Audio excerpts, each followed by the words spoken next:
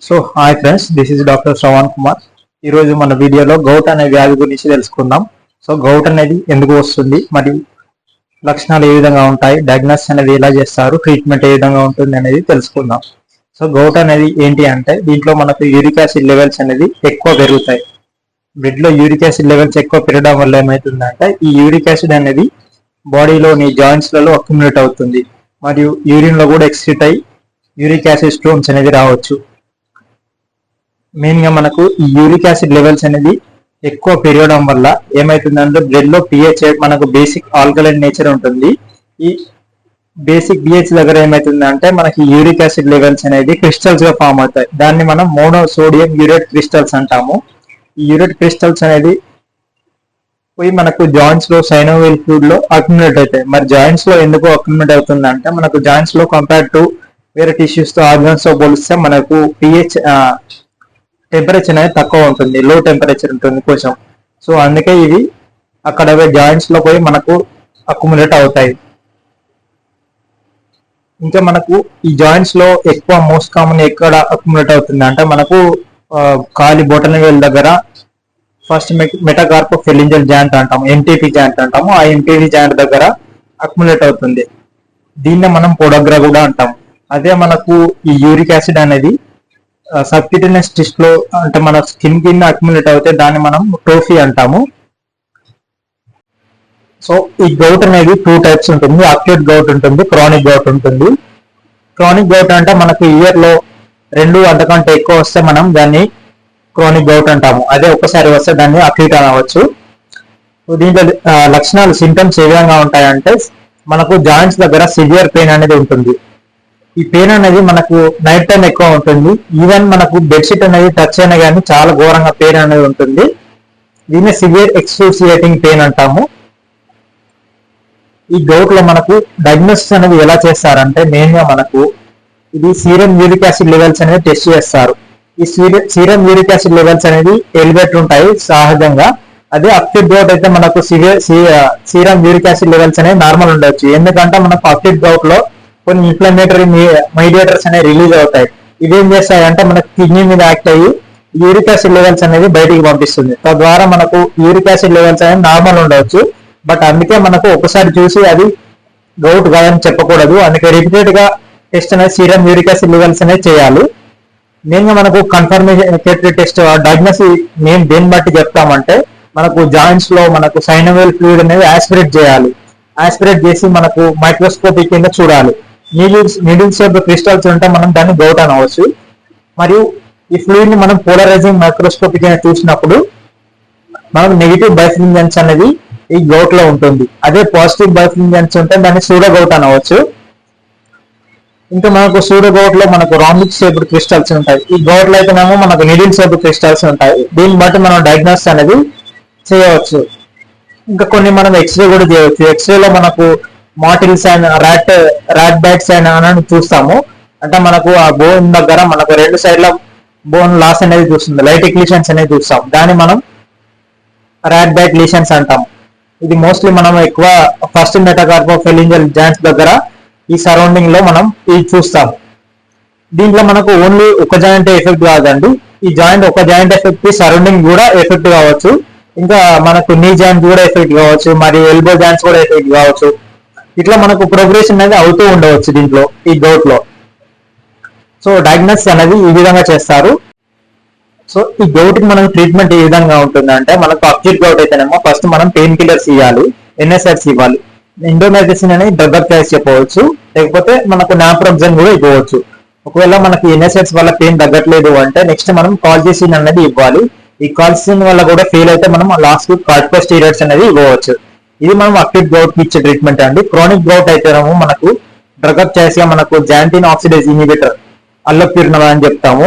అల్లోప్యూరినల్ కి main side effect ఏంటి అంటే, దీనికి hyper sensitive reactions and drug reactions అనేవి ఉంటాయి. సో ఒకవేళ ఈ డ్రగ్ రియాక్షన్స్ ఉంటే పేషెంట్ కి మనం ఆక్సిప్యూరినల్ అనేది ఇవ్వచ్చు.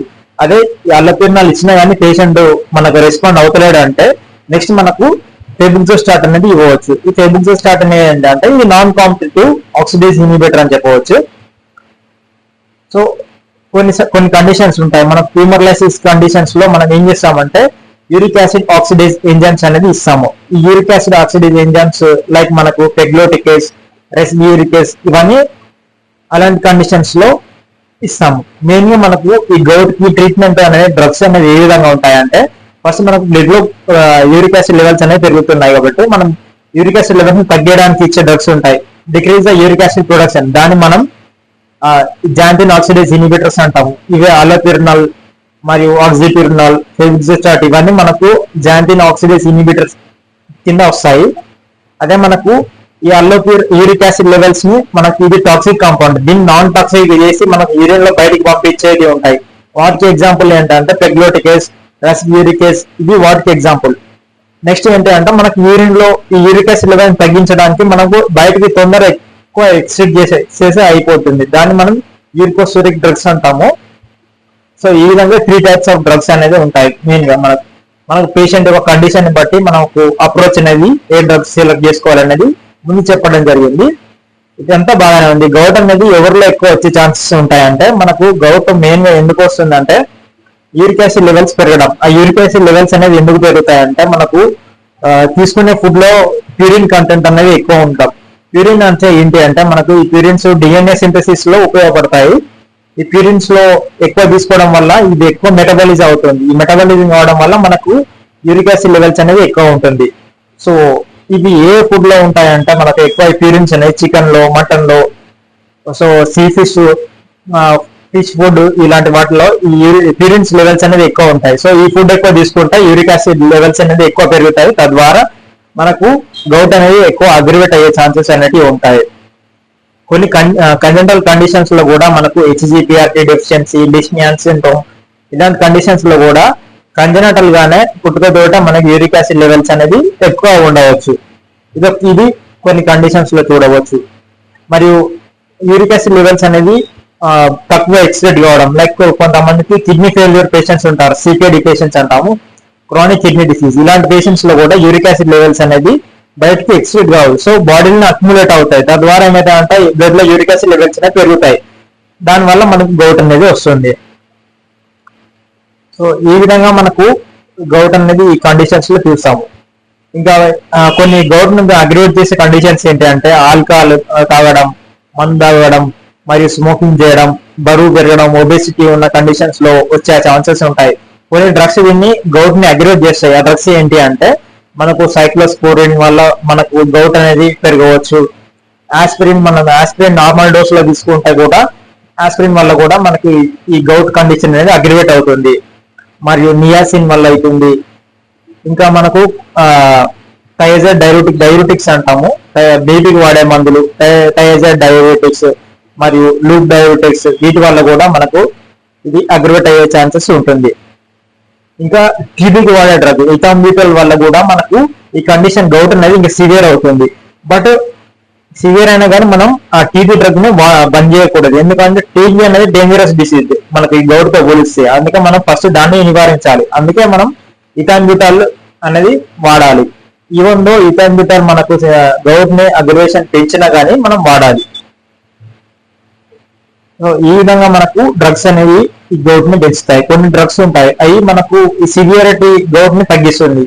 ఫెన్ఫెబ్రోటేట్ మరియు ఆస్పిరిన్ అనేది మనం టాక్సిక్ డోస్ లో తీసుకున్నప్పుడు మనకు గౌట్ సివియరిటీ అనేది తగ్గిస్తుంది. మరియు లోసర్టన్, ఇలాంటి లోసర్టన్ టాబ్లెట్ కూడా, ఇది కూడా ఒక ఏఆర్డి ఇన్హిబిటర్స్, ఇది కూడా మనకు యూరిక్ యాసిడ్ లెవెల్స్ అనేది తగ్గిస్తుంది.